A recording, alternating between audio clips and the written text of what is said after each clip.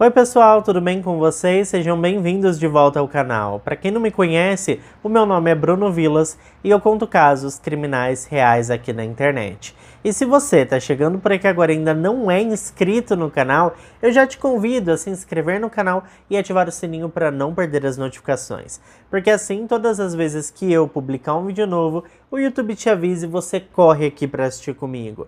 Eu te convido também a me seguir nas redes sociais, porque por lá eu tô sempre interagindo com vocês. Mas agora vamos pro que interessa e bora pro caso de hoje.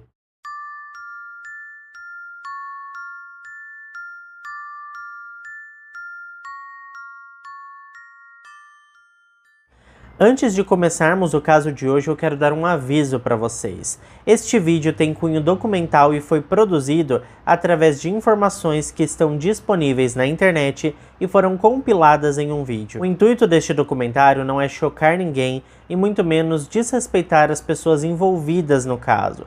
Como vocês sabem, nesse canal, os fatos são narrados com o maior respeito possível. A história da família Colt, que também ficou mundialmente conhecida como The Colt Family e até mesmo Clã Colt, é uma das mais chocantes e controversas histórias da Austrália. A família Colt, quando foi descoberta, estava morando em um complexo de barracos localizados em Nova Gales do Sul, que é um estado no sudeste da Austrália.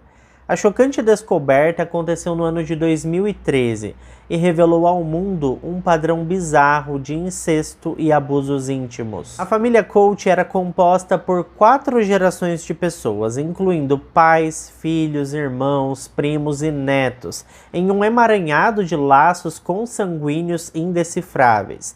Eles viviam em uma comunidade fechada e totalmente aquém da realidade do mundo moderno, em um complexo de barracos sob condições insalubres e da pior qualidade possível. Para vocês terem ideia, a família não tinha água encanada, não havia instalações elétricas na casa e muito menos saneamento básico. Eu vou detalhar tudo para vocês, mas para se ter uma ideia assim, do quão precária era ali a situação, muitos dos integrantes do clã nunca tinham visto um rolo de papel higiênico e também não faziam ideia de como era uma escova de dentes, porque nunca tiveram contato com esses objetos que pra gente é tão comum no nosso dia a dia, né? O terreno onde os barracos estavam instalados era cercado por vegetação nativa, arbustos e árvores altas, o que por si só já tornava difícil enxergar o que estava se passando dentro da propriedade. A verdade é que a descoberta da família Colt só aconteceu quando a polícia recebeu uma denúncia anônima sobre o possível abuso íntimo de uma criança que morava em um daqueles barracos. Quando as autoridades chegaram no local indicado pelo denunciante, encontraram condições totalmente deploráveis e pouco mais de 40 pessoas vivendo de forma muito esquisita, em espaços assim muito pequenos e absolutamente desconfortáveis. A grande maioria das crianças apresentava problemas de saúde, desnutrição e falta absoluta de higiene. Rapidamente, esse caso ganhou destaque nas mídias australianas e internacionais, o que naturalmente gerou uma grande onda de comoção e indignação. Em poucas semanas, a investigação foi capaz de revelar que a família Colt vivia em um ambiente de incesto e abuso íntimo infantil havia pelo menos 4 gerações. Na verdade, quase a totalidade das crianças eram frutos de relacionamentos incestuosos. E como já é de se esperar, muitas delas apresentavam problemas genéticos e também problemas graves de saúde. Com o avanço ali das investigações, aos poucos a história bizarra da família Colt foi se desenrolando. O trabalho dos oficiais demonstrou que os membros da família se casavam entre si, tendo filhos que também se casavam com seus primos e com seus irmãos. Era assim uma loucura. A investigação finalmente chegou ao patriarca da família, um homem chamado Tim Colt, que controlava todos os aspectos da vida dos membros do clã. Inclusive era ele quem decidia quem poderia se relacionar com quem. ele também celebrava as uniões e guiava a família para um caminho sombrio e muito violento. Já que estamos falando sobre o Tim, nós vamos seguir por esse caminho, porque toda essa história começou justamente com esse homem. E tudo o que eu já disse e vou relatar daqui para frente foi descoberto após um gigantesco e articulado processo de investigação da polícia australiana.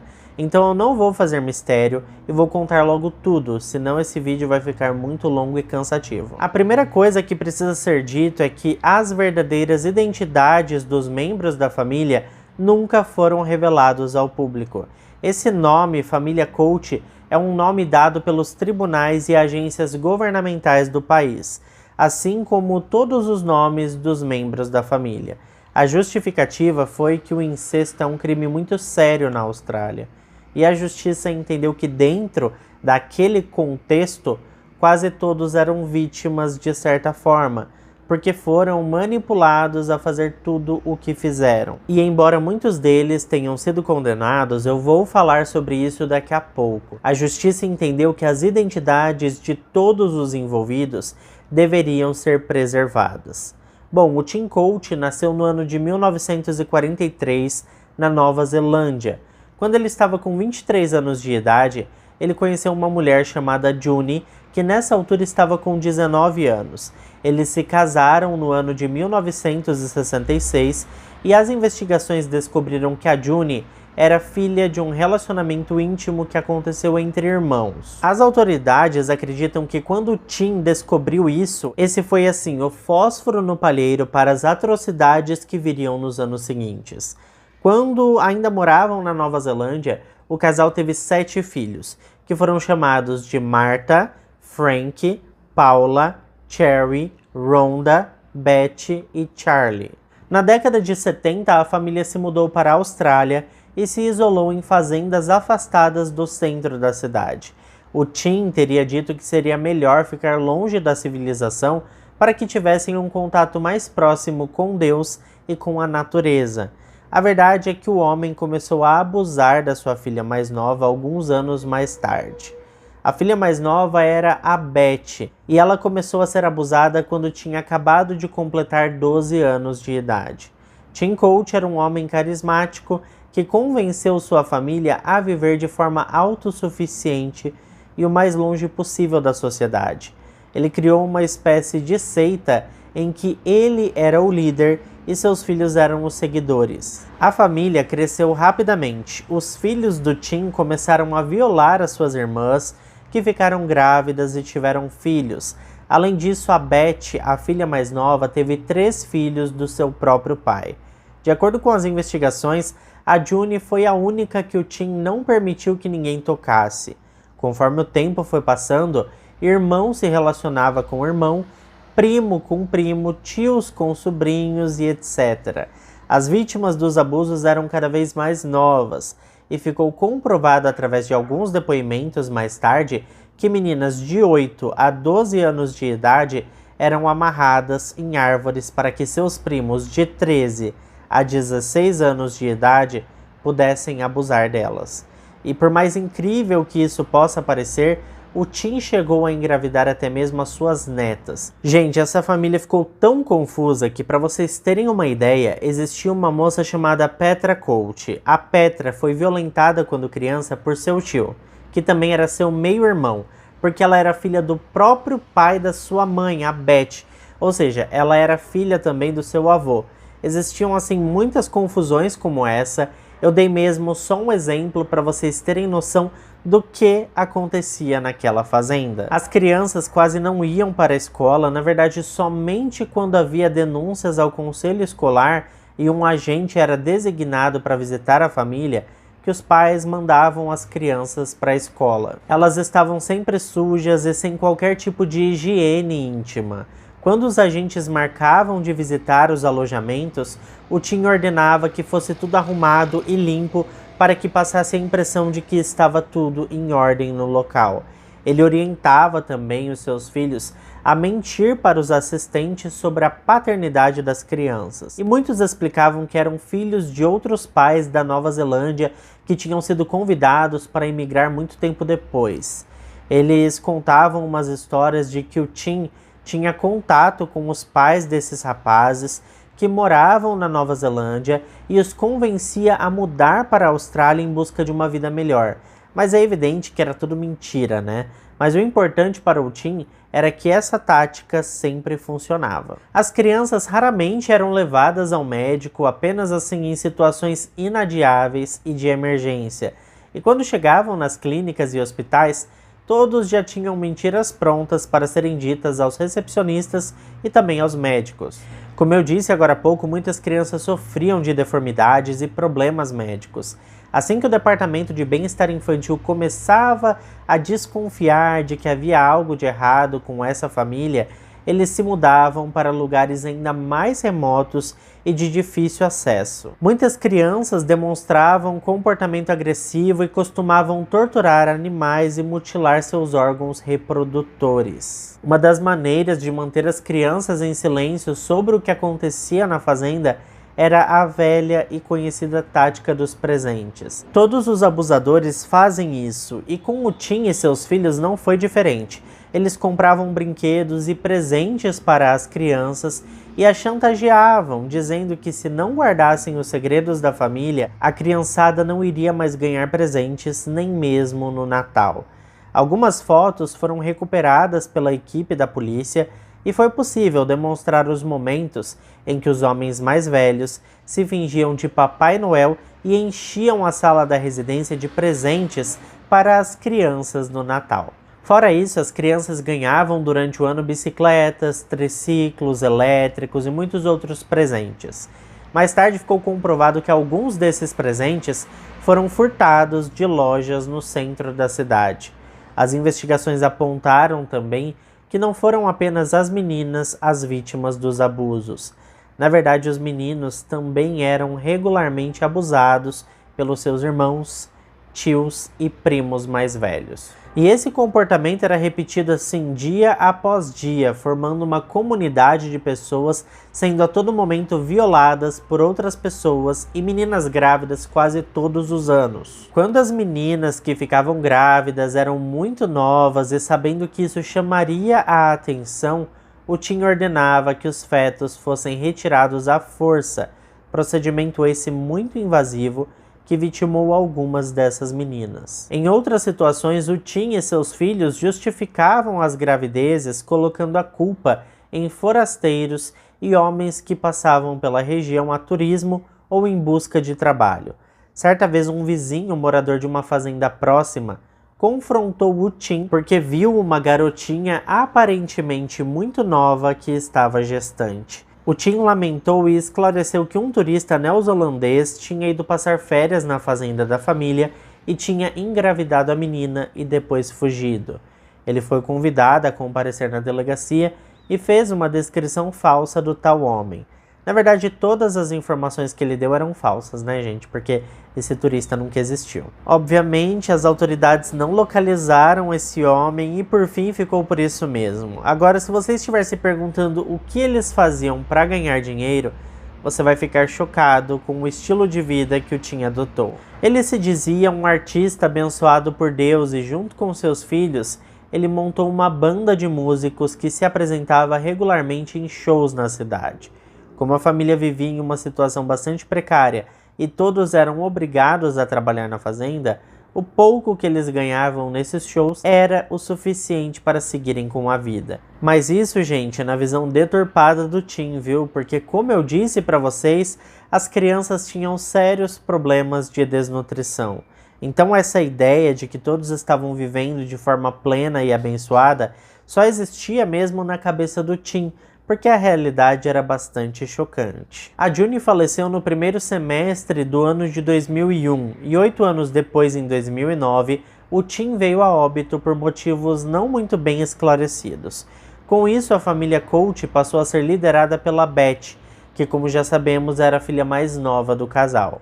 O curioso, gente, é que ela se casou com o seu irmão mais novo, o Charlie, e juntos eles tiveram 12 filhos no total. Eu falei sobre casamentos, gente, mas todas essas uniões matrimoniais aconteceram nas fazendas e sem qualquer consenso legal.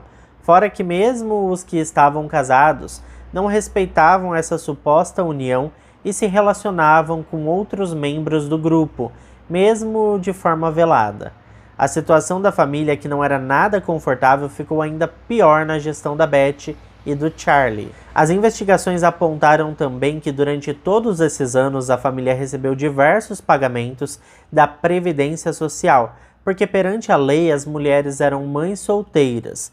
E por outro lado, como algumas crianças tinham sérios problemas de saúde e também deformações, elas tiveram direito aos assistencialismos estaduais. A família se mudou muitas vezes, mas a maior parte do tempo eles moraram na Austrália do Norte, depois no estado de Victoria, que fica no sudeste da Austrália, e por fim eles se estabeleceram em uma fazenda afastada na cidade de Borua, em Nova Gales do Sul, a cerca de 3 horas de distância de Sydney, onde foram finalmente descobertos. As primeiras denúncias relacionadas à família Colt foram feitas em junho de 2010, e o resultado foi um total de 7 relatórios emitidos pelo Sistema de Bem-Estar Infantil em parceria com a polícia local. Mas o caso foi arquivado por falta de provas e engavetado na sequência. Cerca de 2 anos mais tarde, em julho de 2012, o nome da família voltou a ser mencionado na delegacia. E dessa vez uma grande investigação teve início. Tudo aconteceu porque uma criança relatou a seus pais e professores que tinha ouvido outra criança falar que ouviu de outra criança que estava na escola primária sobre uma menina desleixada que morava no mato e que tinha uma irmã que estava grávida. Essa fofoca entre crianças teve início porque a menina que morava no mato teria dito que uma de suas irmãs estava grávida e não sabia qual dos irmãos era o pai do bebê. É claro que essa confissão deixou todas as crianças em choque e originou todo aquele diz-que-me-disse infantil que acabou chegando aos ouvidos dos pais e professores que acionaram as autoridades. Mas isso tudo demorou vários meses, viu gente? Não foi tão rápido não. As crianças começaram a dar nomes errados e confundir toda a operação. Demorou um pouco mais de 6 meses para que finalmente, em 2013, as autoridades rastreassem e encontrassem o esconderijo da família, que a essa altura, como eu disse no início do vídeo, já contava com mais de 40 membros morando em situação degradante e vivendo uma vida absolutamente bizarra de violência infantil e incestos que impossibilitaram de desenhar uma árvore genealógica perfeita. Os investigadores fizeram diversos testes de DNA para tentar colocar em um organograma que fizesse sentido, mas era tudo tão confuso e misturado que foi impossível determinar com precisão o grau de parentesco de cada membro da família. Por falar nisso, voltando ao dia em que as autoridades invadiram a fazenda, a polícia encaminhou os membros da família para abrigos temporários. E muitas dessas crianças pequenas foram rapidamente colocadas em lares adotivos. O Estado providenciou atendimento médico para todos. A maioria das crianças passou por tratamento médico e psicológico para superar os traumas do abuso e da negligência. Uma das crianças que foi colocada em um abrigo temporário foi um garoto chamado Bob. Esse garoto era filho da Beth com seu irmão mais novo. Lembra que eu falei que a Beth e o seu irmão mais novo assumiram ali o controle do clã quando o Tim morreu? Então, um dos filhos que eles tiveram era o Bob. A Beth Colt contestou com a ajuda de seus advogados todas as acusações e tentou recuperar a custódia do garoto.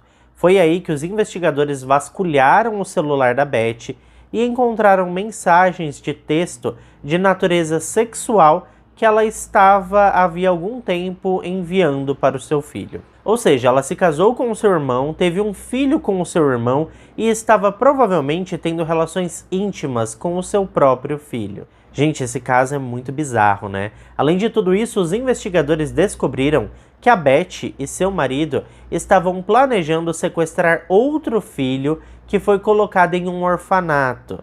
Esse caso deu bastante trabalho para a promotoria e também para a justiça australiana.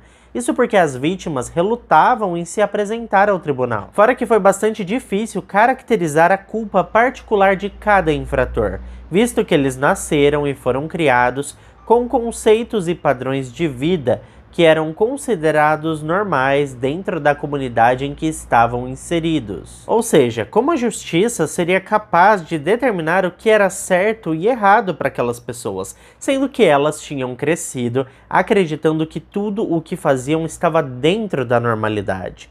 O promotor do caso falou com a mídia e explicou que o caso era tão complexo quanto você levar membros de uma tribo indígena a um julgamento, por exemplo. Ele esclareceu que as pessoas que mais tinham consciência de que tudo aquilo estava muito errado, que era o Tim e a sua esposa June, já estavam mortas e não poderiam pagar por seus crimes. Uma das vítimas contou ao tribunal que nunca tinha tomado banho em toda a sua vida.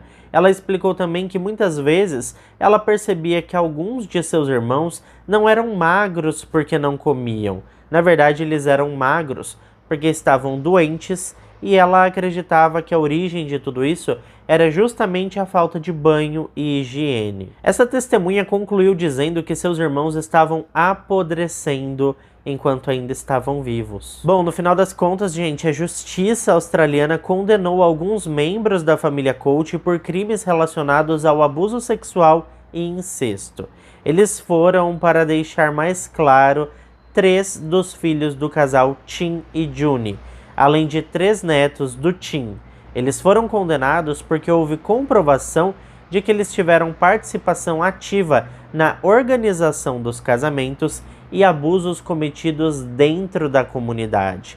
Mas é preciso dizer que a pessoa que mais teve tempo de prisão foi sentenciada a apenas 2 anos.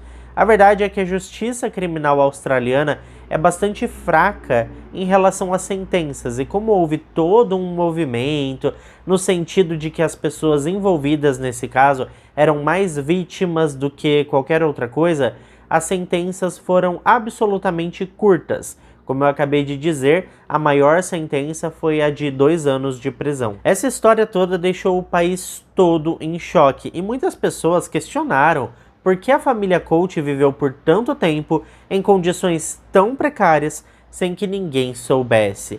Esse caso gerou debates na sociedade sobre a necessidade de conscientização sobre o incesto e violência íntima entre membros de comunidades fechadas. É preciso deixar claro que o Tribunal de Menores de Nova Gales do Sul ordenou a imediata e permanente remoção de todas as crianças. Além disso, proibiu quaisquer pais biológicos de terem contato com as crianças resgatadas da fazenda. Vários familiares tentaram, através da Defensoria Pública, ter contato com essas crianças, mas todas as solicitações de visitas foram negadas pelo tribunal. Logo quando as crianças foram acolhidas nos orfanatos e lares provisórios, elas apresentaram comportamento pervertido e demorou bastante tempo para elas entenderem os limites sociais relacionados ao corpo e à sexualidade dos indivíduos. Com a repercussão mundial do caso, a polícia australiana tentou deportar a Beth para a Nova Zelândia assim que ela terminou de cumprir a sua sentença. Mas a mulher lutou bravamente contra a deportação, inclusive recorrendo ao Tribunal Superior de Canberra, que, para quem não sabe, é a capital do país. A gente confunde e pensa que é Sydney, mas é Canberra, tá? O seu pedido, pessoal, foi atendido e quando ela foi libertada do centro de deportação no final de novembro de 2015, ela se mudou e passou a viver na Austrália do Sul, com a companhia de sua filha mais velha e 2 outros parentes. Ela até tentou contato com seus parentes pelo Facebook, mas por determinação da justiça, sua conta foi suspensa na plataforma. Os outros parentes, gente, inclusive os que não foram presos, saíram pela Austrália fora para tentar seguir com suas vidas. Alguns foram trabalhar em fazendas com manuseio de máquinas agrícolas e trabalho braçal, outros continuaram dependendo da ajuda do Estado para sobreviver, né? Por conta dos problemas físicos e também psicológicos causados pela relação incestuosa de seus pais.